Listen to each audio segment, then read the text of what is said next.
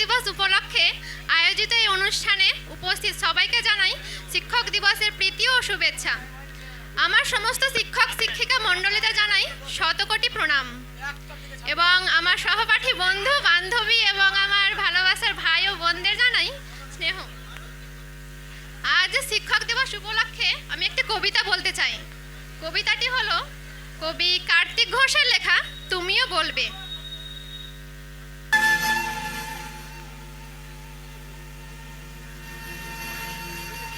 ভালো মেয়ে ঠিক কাকে বলে জানো? ভালো ছেলে মানে কি তুমিও বলবে। সহজ প্রশ্ন, মাপকাঠি একটি। যে মেয়ে পেয়েছে অঙ্কে 100, যে ছেলে ভূগোলে সেরা, তারাই তো ভালো। সবাই বলছে হীরের টুকরো এরা। কাগজে তাদের ছবি ছাপা হয়, টিভিতেও দেখায় মুখ। ওদের জন্য আমারও ভাই আনন্দে ভরে বুক। তবু কেন জানো তোমাকে বলছি, দেখে শুনে পাই ভয়। শুধু এত এত নাম্বার পেলেই কি ভালো ছেলে মেয়ে হয়?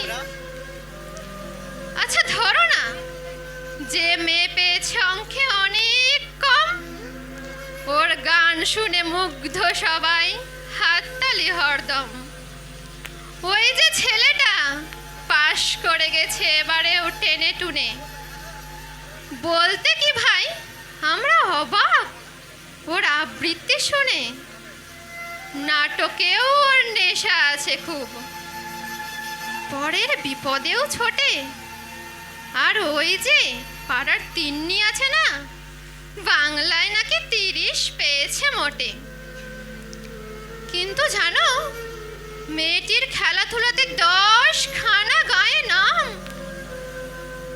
সত্যি বলো তো তুমিও বলবে ওরা নয় কেউ দামি?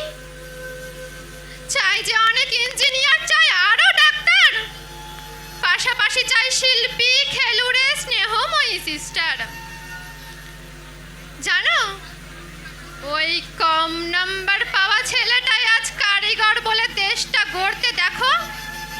ওর হাতে কতখানি কাজ। পরের দুঃখে কাতর যে মেয়ে মুখটি করেছে কালো। কম নাম্বার পেয়েছে বলে কি বলবে না ওকে ভালো?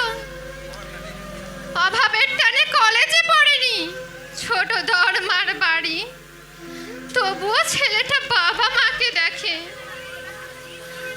ভাড়াতে চালাই গাড়ি। তাই বলছি কি শুধু নাম্বারে হয় নাকি মাপকাঠি?